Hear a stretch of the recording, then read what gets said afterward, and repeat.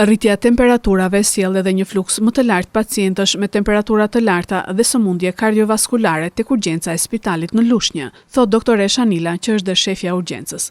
Doktoresha Nila thekson edhe problemin e pacientëve fiktiv, të sëmurët jo rënd që duhet t'i drejtohen fillimisht mjekut të familjes dhe mjekut specialist. Pacientët fiktiv mbipopullojnë urgjencën dhe nuk ka kapacitete për pacientët që kanë më shumë nevojë për shërbimin e urgjencës.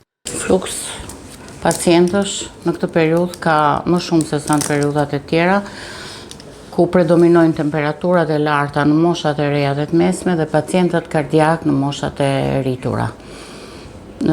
Faktori temperaturë 1 apo faktori neglizhent që kanë shku ke mjeku specialist apo ke mjeku i familjes i bën që gjithë pacientët përplasen në urgjencë.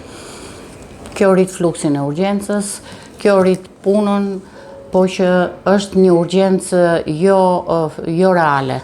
Një pjesë e pacientëve janë fiktiv. Pra është kontingjenti i këtyre pacientëve që fillimisht duhet të paraqiten ke mjeku i familjes dhe mjeku i familjes do t'i drejtoj ke specialisti apo në terapinë urgjente.